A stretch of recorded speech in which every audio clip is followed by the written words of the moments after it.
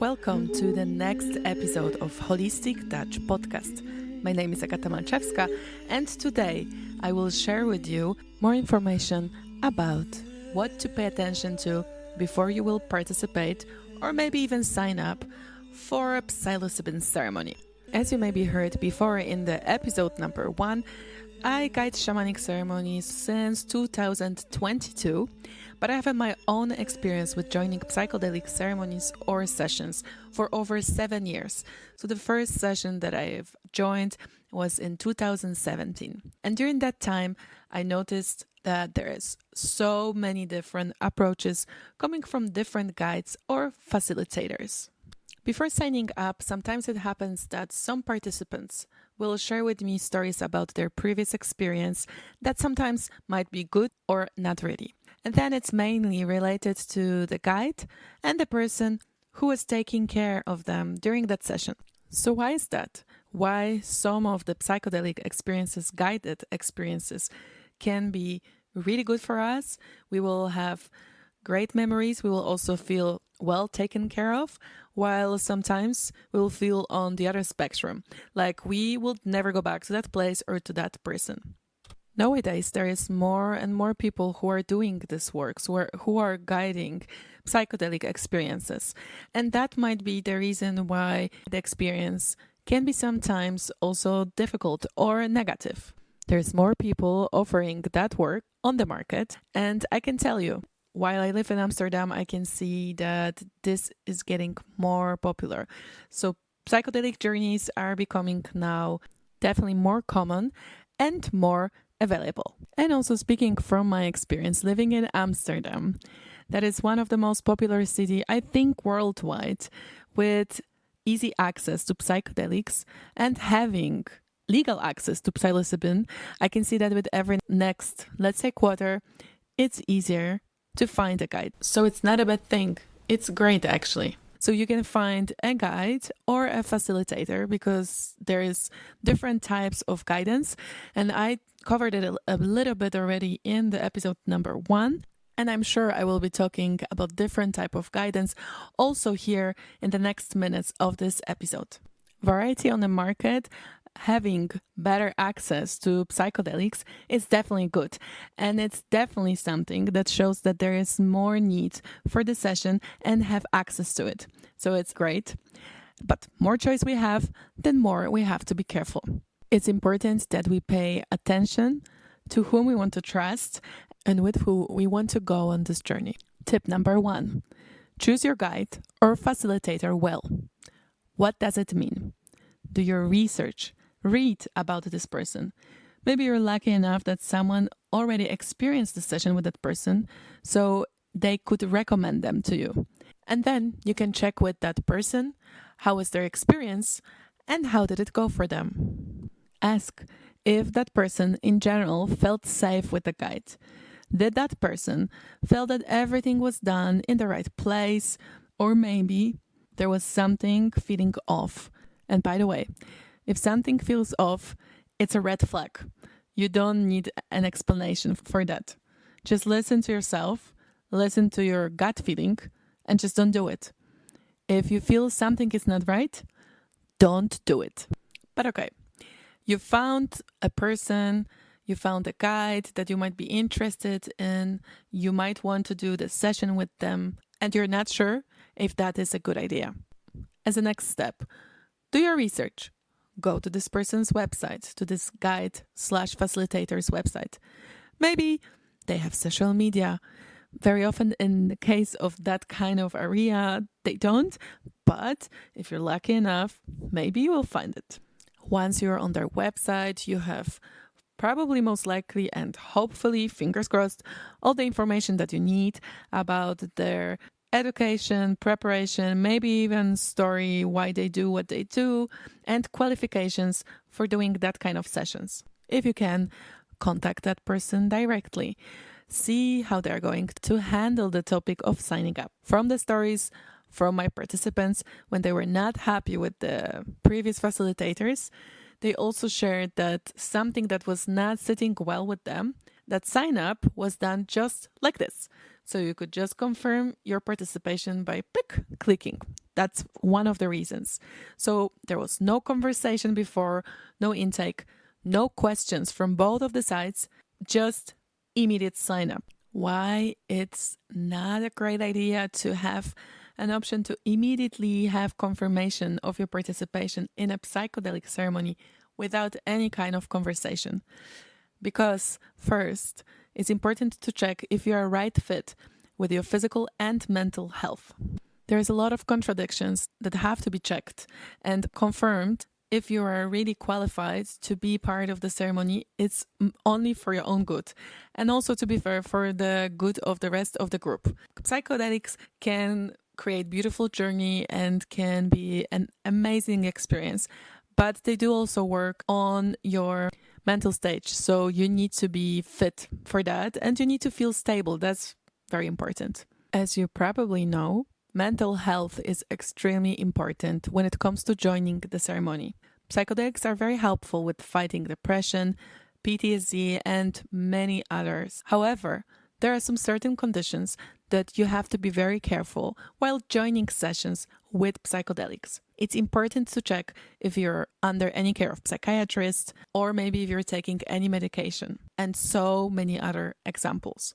If you are, for example, under care of a psychiatrist or you do take medications, it doesn't mean immediately that you are not suitable to join the ceremony, but then it requires a conversation. What is the medication? What is your condition?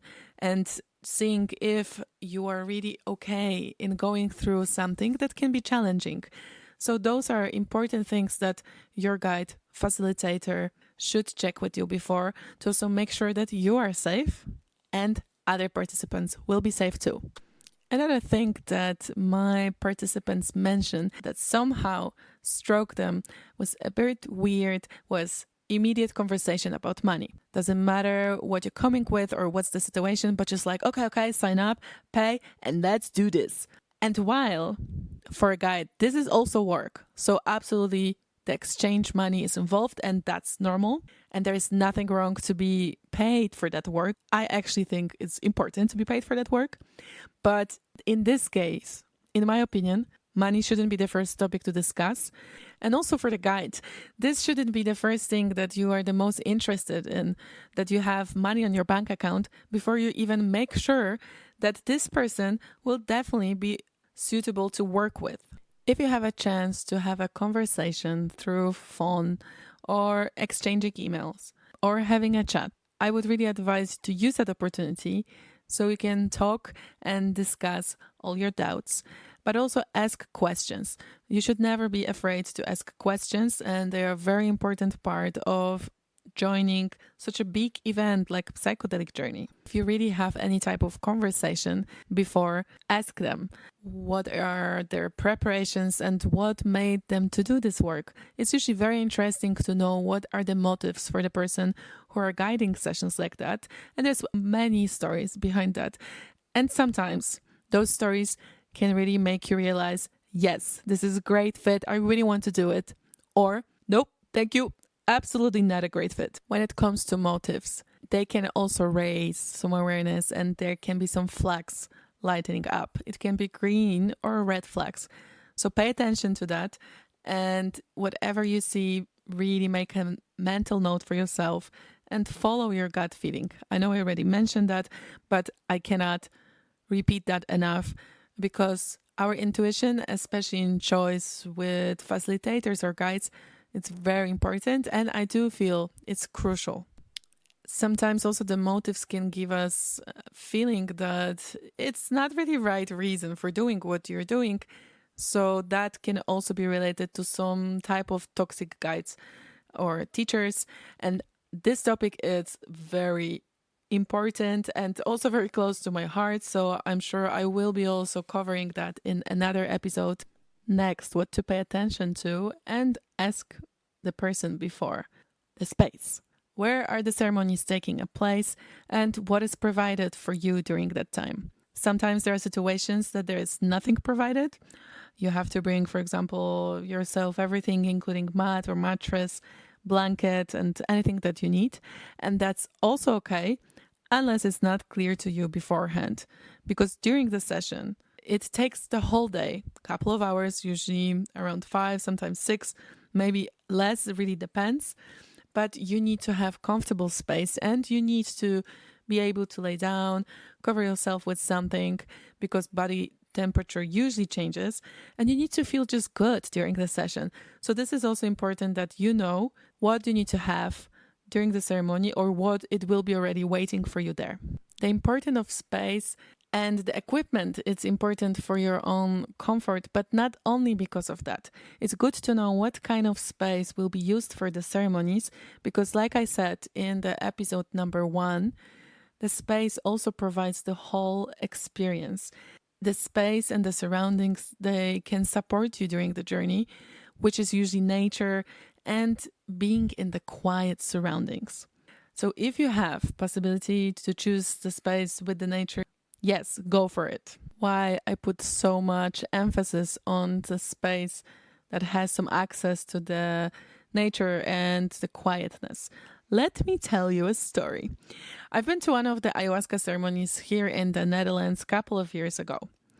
It was on the countryside, which was obviously to me indicating that it's going to be super quiet, right? But well, no, it wasn't. There were neighbors very close to that house. They had great time, but at our cost, at the cost of the ceremony. So what happened? The neighbors, they put car outside, very close to the building that the ceremony was there. For my feeling, it was just a couple of meters. I don't know if that's really true, but I definitely could hear them very well. And they had a party. So it was loud music, loud people. They had generally great time. Good for them, not so great for me. So it's very important that the space that you are in will not have that kind of interaction while this happens. And it's possible that there will be some people passing by next to this space. So you might sometimes hear some voices every now and then. We're not talking about the party, huh? We're talking about normal sound, loudness, conversation. So that's okay. But if we're having someone with loud noise, it can be very disturbing. And that's also important to pay attention how the facilitator is handling situations like this. So in my case, in case of my ceremony, the facilitator didn't do much. She didn't even try to talk to the neighbors. She didn't go out. I could see she was very stressed about the music, but the only thing that she decided to do was to put the music in our ceremony louder. So she was playing music for the ceremony from the speakers, and then she just put the volume up. So she was trying to cover outside noise with the inside sounds. And I can tell you, it did not work at all. So this particular ceremony was very memorable for me, and I'm sure I will be coming back to that many more times because I have many more stories from that one particular session. And there will be great examples for many future topics that I have in mind in sharing with you. So while I'm telling you this, I am actually smiling to myself because this session was, oh boy, that was a session. And I learned so much during that time, but for many other reasons. And not thanks to the facilitator, but thanks to what came to me, and also thanks to the fact that I was there with my very close friend that is also a medicine woman. So she helped me through this time to process everything and just really be okay. And I will not be afraid to use that phrase, to survive until the end of this ceremony. Back to the stories and back to the topic, what to pay attention to. So actually, since I am still at the story of my ayahuasca ceremony in the Netherlands in 2022, it was November. And November in the Netherlands, it's already cold. So what is important to have during ceremony, during cold months especially, is to have a space that can provide you a warm environment, that it's heated, that it's comfortable. That space was not heated. That space was really cold. It was freezing. During the ceremony, when you lay down, you are in a lying position most of the times. You can get very cold. And if the space does not have heating system, that's difficult. So another tip for you to check is the space that you're gonna participate in has any support for you with the temperature. If it's summer, then I guess you're fine. But if it's not, then it's also good to double check. It did not even cross my mind to ask. Now, I would, but I'm learning with the experience. And then you can also learn on my mistakes or maybe on my experiences too, so you can avoid being freezing cold and shaky when you are trying also to process many of the things that are coming to you through the plant medicine. So after you already had a chance to speak to your guide or facilitator or a sitter and get to know them maybe a bit better, check what's their motives of guiding sessions like that, it's also good to check if they might have any tips for you on how to prepare for the ceremony or for the session. Why? Because entering the ceremony, it's not just something that you should do within slap of your fingers. It's not something that you should decide within a second and then do it. It's a process that also requires a preparation for your body and for your mind, wherein you can slowly also let yourself know, okay, something important, it's going to happen. So I will take my time to also adjust my body and my mind for that. And it's a journey. It's a very deep journey. And I dare to say it's like a couple of years of therapy in one session, or at least a couple of months of therapy. Of course, it depends on the person, their processes, and a lot of factors. So it's not always like this, but often it might be, yes. And I do hear about it a lot when I do have intake calls with future participants. They always ask me, how can I prepare myself? Is there anything I need to do or anything I don't need to do? And yes, there are do's and don'ts. And I will be sharing that with you, I'm sure, in another episode. But coming back to the topic on what to pay attention, apart from how to prepare, you can also think about the size of the group. So check with them how many people there might be their maximum. What's the size of the group? For some of you, it may not matter, but for some people, it really is important. Why the size of the group is important, in my opinion. As an empath, as a highly sensitive person, I pay attention who is around me and next to me, especially if I'm going through some personal processes. While you're in the ceremony, remember that every person brings something to the table. It has a lot of pluses, so they might bring great things with them, but there are also other sides of that fact. Every person is equal. Sounds, movements, their own processes. It's a shared space, so you will be hearing them, you will be feeling them, you will be seeing them. And don't get me wrong, group ceremonies are amazing and they're very powerful and they can feel also very tribal. So it's great to join. But from my personal experience, the size of the group for me matters. I've been to the sessions with people as a participant, to 10 people, there were also 20, there were 30.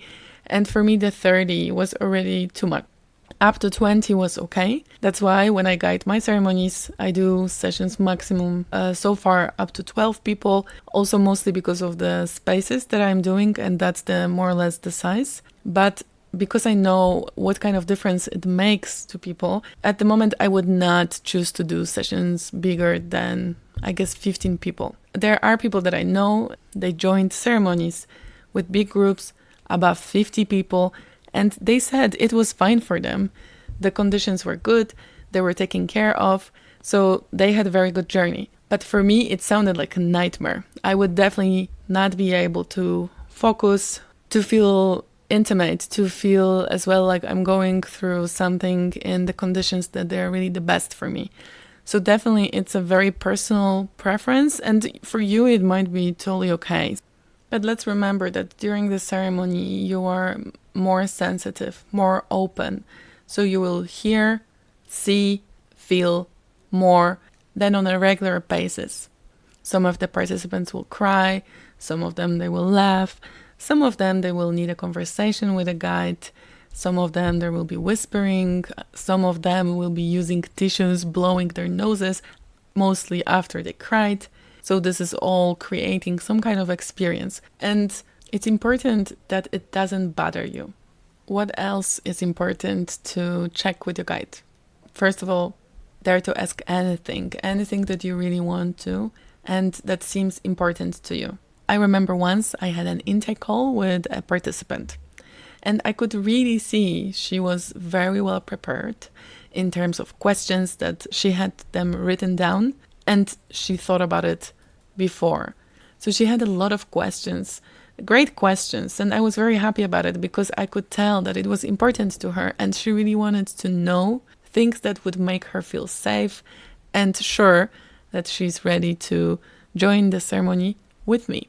And there was this one question that she asked me, and she was the only person so far and until now.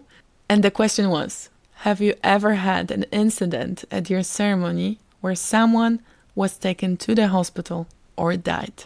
While I was happy to answer no, gladly, it never happened. But I was also happy that she did ask me that, because it is important and a valid question, because your health, your safety matters. Your safety is the biggest priority during a session like that. There are also stories, maybe you heard, about overdosing while being on psychedelics. Yes, there are also cases of overdosing, of course. By overdosing, I mean very high amount that will affect your mind and body so highly that you are no longer able to really process your journey in the way that will bring you anything except for feeling of wishing to end as soon as possible.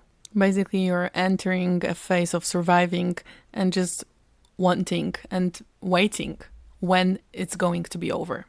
That's why your safety is so important. And that's why your guide is very important as a person who will be there for you, making sure that you are safe. Guide, facilitator, or sitter. They do need to know a bit more about this than you because it's their job. And it's their job to keep you safe and to keep you healthy. So when the session is over, you can get back to your life and function normally. The topic of safety during the session, during the ceremony, that I think is one of the most important things that you should pay attention to. And also when it comes to safety, it's probably something you cannot really check before you're going to sign up. But how your guide / facilitator / sitter is handling difficult situations and unexpected situations during the ceremony. What can be this unexpected situation? Well, this is a journey. People are traveling very deep and far. Sometimes not everyone is always super happy. And sometimes participants are facing difficult processes, traumatic. There is sadness coming up. There might be negative feelings coming up. And that's also normal and okay. That's what the ceremonies are for, in my opinion.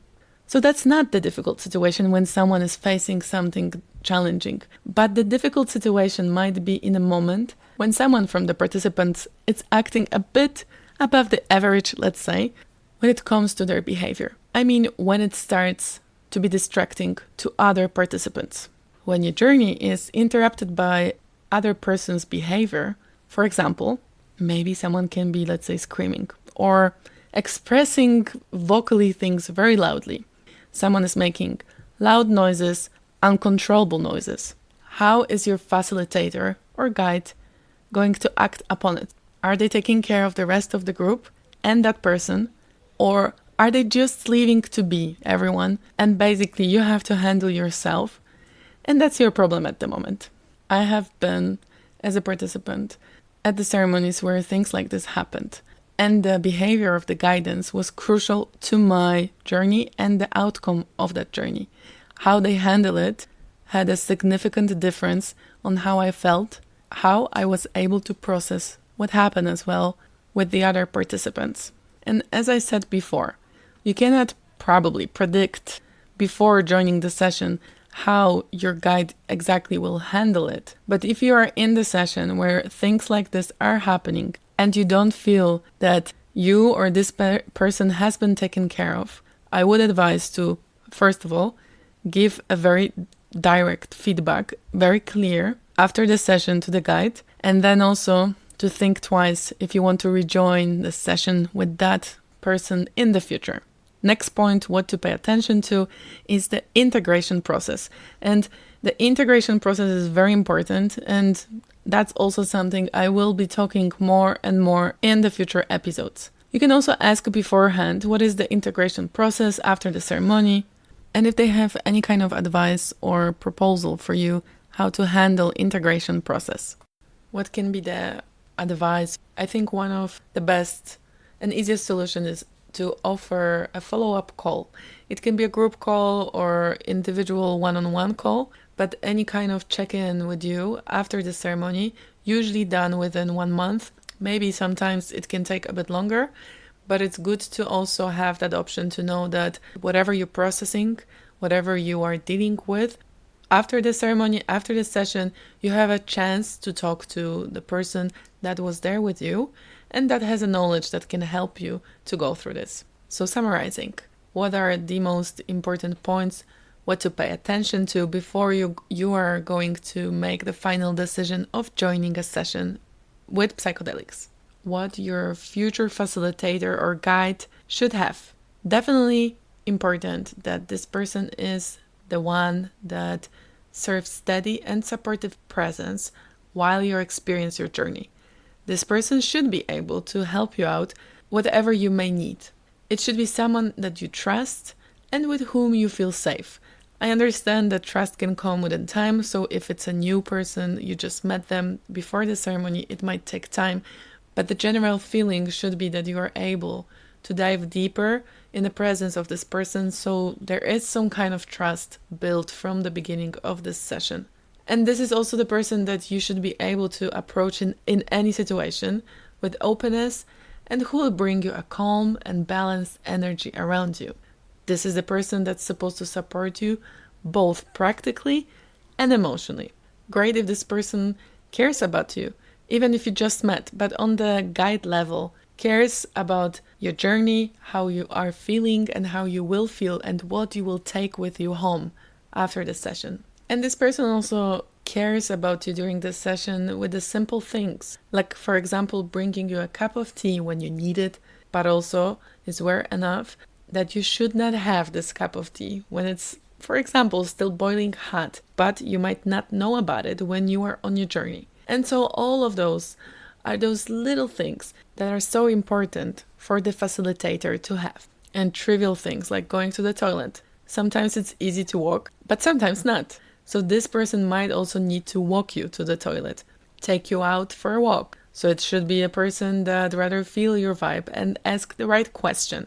If they're not sure what's going on, they will just help you to steer where you are and where it's good for you. It's definitely important that this person will not reject you, nor dismiss anything that is happening with you at the moment while you are on your journey. You may experience something beautiful, blissful, great insights, but you may also come face to face with your fears and other issues that you may need to address. So in that case, you may even want or need to hold a hand at some point. Or maybe you will need to be comforted by other forms of physical touch, like touching your shoulder or a hug. So it's important that your guide or facilitator or trip sitter has all that skills and knows when and how to do it, so it will give you what you need. As an example, during already mentioned ceremony in the Netherlands, where I was cold and where there was a noise coming from the outside party, I was also in a very difficult place.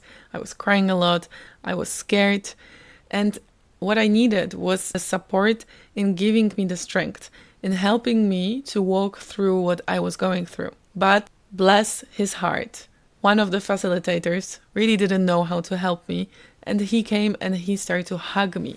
And that's not what I needed. I didn't need a hug. It felt very awkward and weird. I wasn't really happy about this, but I felt uncomfortable to even speak for myself by then because of the stage I was in. And I was just waiting for him to stop and just go. And he did not get that vibe. So the facilitator has to be able to sense if, for example, he is trying to reach to you through physical touch, if this is okay with you, if you're feeling comfortable with that. And there might be different moments during the ceremonies when in the same session, you might really need a hug and then you might want not to be touched at all. And that's also okay. That's your right. That's the guide's job to know when and how to do it. And about the physical touch, it's important to have a conversation like this beforehand. So to check what are your boundaries. You definitely don't want it, or maybe what you definitely don't like. Maybe do you have any preferences? Everything should be talked about beforehand. In a couple of bullet points, let's summarize what's really important before you're gonna make a decision about joining the ceremony. Number 1, the guide. Do your research first. Talk to your friends if you can. If you don't have anyone in the surroundings that had experience like this, then go online. Number 2, check the warning signs. If they're unknown, great for you. Number 3, try to have an intake call or conversation through emails or chat, whatever feels best for you. Check what kind of conditions are going to be provided, where the ceremony takes place, and what kind of space is it. What's the size of the group? What's the experience of the guide? What's their qualifications or preparations? And basically anything that feels good or bad. Follow that and make sure that you're comfortable joining the ceremony. And if it's 100% yes, great for you. Go for it. And by the way, feeling anxious before joining the ceremony, it's normal. It happens to everyone. Happens still to me when I do ceremony as a participant. So I'm not talking about that kind of feelings. I'm talking about something is wrong. I cannot, for example, explain it, but I know something does not add up here. I feel something is off. If you have any feeling like this, follow that and don't risk to join the session that is against your own gut feeling. During this episode, I also mentioned before topics like toxic guides, do's and don'ts for the preparation for the ceremony, or how to integrate after you finished your ceremony. So I also mentioned that I will talk about them in the future, and I just want to make sure that you know I will not leave you with that, and there will be more episodes coming about that. But because this episode is about how to prepare yourself to choose the right place and person, facilitator, or guide, I wanted to focus only on that.